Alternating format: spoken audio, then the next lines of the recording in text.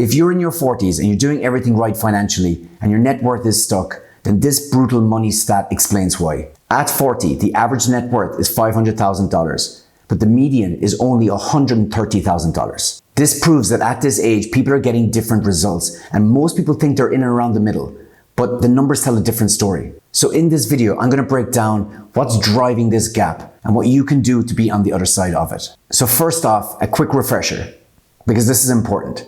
The average is what you get when you add up and divide, whereas the median is the midpoint. And so if everyone gets the same results, then these two numbers stay pretty close. But if there's a small number of people that are getting bigger results, then the average shoots up and the median doesn't really move that much at all. And this is exactly what's happening here. This is not random. The gap tells us that a small number of people are doing something fundamentally different, and this accelerates their wealth. So the question becomes, what is it? Well, the difference isn't just effort alone, because economically speaking, effort drives proportional outcomes, like 1 in, 1 out, right? You work an extra hour, you're paid for an extra hour. But in this case, the average is 3 times the median. So here, some people are getting disproportionately higher outcomes than others. So yes, they're working hard, but they're doing something else as well.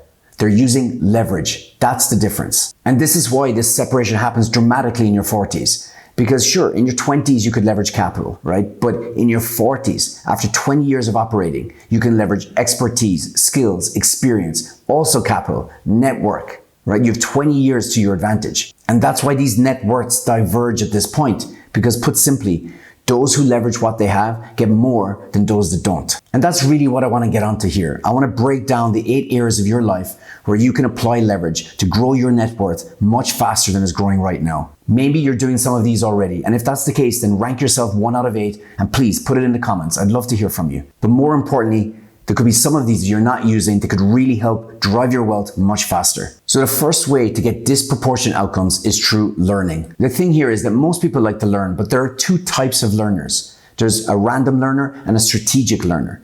And the difference really is that a strategic learner leverages their learning to earn more. Let's imagine there's 2 project managers in their 40s and both earn $70,000 a year. And both of these people spend 100 hours a year outside of work learning about their industry. So the random learner spends his 100 hours, reading industry blogs, going to local networking events, maybe attending some webinars. Sure, maybe he gets a broader awareness of his industry, but no real verifiable skills. So in the end, despite all of this learning, his salary goes up the average 3% per year. So he jumps to, $72,100. But the strategic learner spends the same 100 hours doing a project management professional bootcamp or an agile certification. And as a result, he gets a globally recognized certification to demonstrate that he can manage complex problems and complex projects in complex situations. So his salary jumps 33% to $93,000, which is a typical salary bump for this type of certification. For the exact same 100 hours, they get entirely different outcomes. So if you want to leverage your learning to directly increase your earnings, then follow these steps. Step 1, make an exhaustive list of all of the skills, courses, qualifications, networking events that you can think of related to your industry. Step 2, rank each one high or low for cost. In this case, cost is time and money. And high or low for benefit, which is immediate impact on your salary. Step 3, create a cost-benefit matrix and assign each item on that list to the appropriate quadrant. Step 4, simply start with the learning that has the most immediate impact on your salary, which will be anything that falls into the low-cost, high-benefit quadrant. These are the points of highest leverage, the greatest return per unit of effort. But there's a ceiling to this, because even if you become a strategic learner, there's only so many hours a day you can work. The real leverage starts when you're not working. This is where most people overcomplicate things, because investing is more about participation than it is about prediction. You don't need to spend hundreds of hours trying to decide what to invest in. This will not give you disproportionate results. In fact, historically, this underperforms a standard average ETF. No, the biggest point of leverage is not what you invest in, it's the order in which you invest. The order alone can 5 to 10x your outcome. Let me show you what I mean. People usually think about growing money in these 2 steps: earn from active income, invest in passive income. But the truth is you can invest in either one of these. And the reality is that you want to invest in whatever gives you the highest return on your investment. And the highest return of your investment is this sequence: active first, then passive. Let's say you make $70,000 a year and you got $10,000 to invest. All right, well, most people will invest that $10,000 into a standard diversified ETF. And let's say they get 10% return, which is a solid return. That means in 25 years, you'll have $100,000. It's solid, but it's slow. Now let's say you follow the higher leverage sequence of active first, then passive. So here, you still earned $70,000 a year and you got $10,000 to invest. But instead of putting that investment into an ETF, what you do is you invest it in upskilling, in creating and building new skills for your career. This investment now jumps your salary up from $70,000 to $77,000, a 10% bump.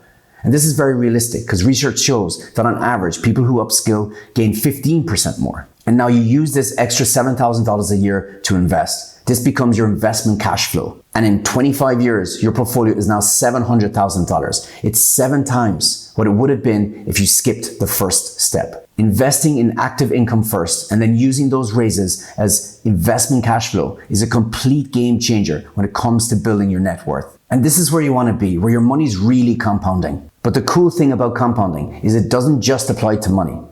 It also applies to opportunity. Building wealth has always come down to visibility, right? Because value on its own isn't enough. It only really matters when it's seen. You can be the best employee in a company, but if no one sees your value, then your salary is probably likely to stay the same. Your company could produce the best product, but if no one ever really knows or hears about it, then you're probably not going to sell much. So your net worth isn't just tied to value, it's tied to how often your value is seen. How often do you make an impression on someone, whether they be a client, an employer, a customer? And so that begs the question, how many impressions do you get on any given day? For most people, it's just a couple of team meetings a day, maybe a weekly with the boss, right? That's really it. Maybe for you, it's a little bit more, but it's just not enough. You know, you're working 40 to 60 hours a week for a handful of impressions. That's why your income grows linearly and not exponentially. And the thing here is that the numbers work differently in the real world versus the digital world. In the real world, it's 1 hour equals 1 conversation equals 1 impression. But in the digital world, it could be 1 hour equals 1 post, which equals hundreds, if not thousands, if not millions of impressions. It's the same effort, but completely different distribution. In the real world, you're capped by direct interaction, but in the digital world, that's just not the case. It's a simple equation, really.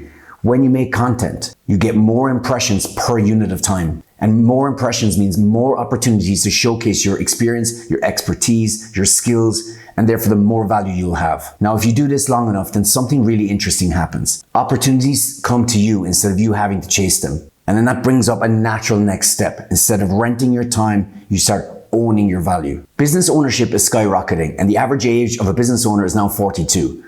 And it seems to be that people in their late 30s and early 40s, that seems to be around the time when they get enough experience, make enough contacts to go out on their own. But where's the leverage here? Well, currently, the only reward you get for your experience and your skills is your income. And your income grows linearly, right? If you think about it, most people with the same experience more or less earn the same amount of money. But this is not the case for business profits. A company, even if it's a one-man show, can scale exponentially. Some people with a business can put in 100 hours and barely make a livable wage, whereas other people can put in 100 hours and make 10x their salary. It's not a coincidence that outside of royalty, the richest people in any country in the world at any time in history will and always will be business owners. And the lowest risk and fastest business to set up for anyone is one that requires them to productize their experience. Because this way you're using what you already have just to get more out of it. For the exact same experience, you're now not just getting income, you're also getting business profits. But here's the part a lot of people don't talk about with business. It's not just about what you build, it's who you build it with.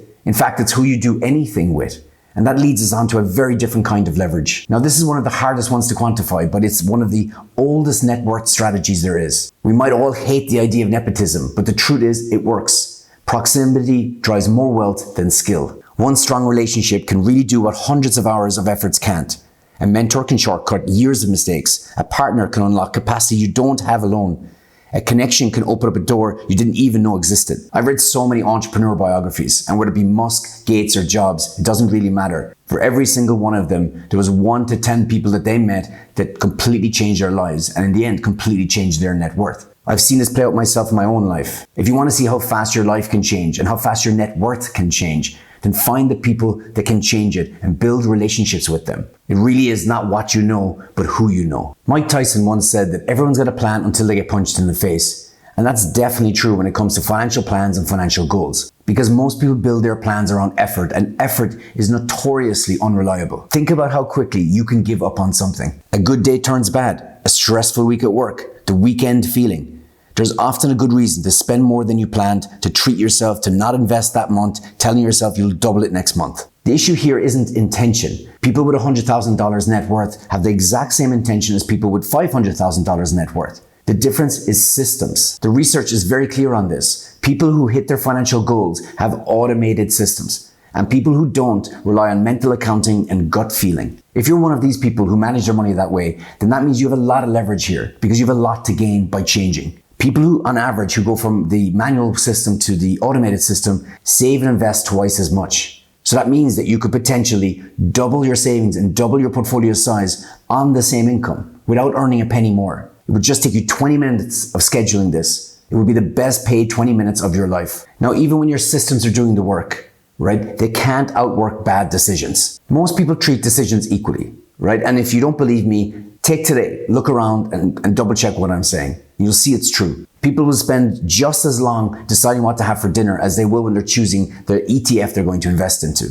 But the reality is that some decisions are just more valuable than others. A lot more. In fact, there's 3 decisions that determine most of your financial outcome. And here they are: where you live, who to be with, and what you do. These decisions can compound your finances more than any other, because once they're made, they shape all future opportunities. This is why judgment, decision-making, is the highest form of leverage, because one correct decision can completely outperform years of grinding. And the opposite is also true. One poor decision can set you back years. So instead of trying to optimize everything, right, focus most of your time on these 3 decisions, these 3 key decisions.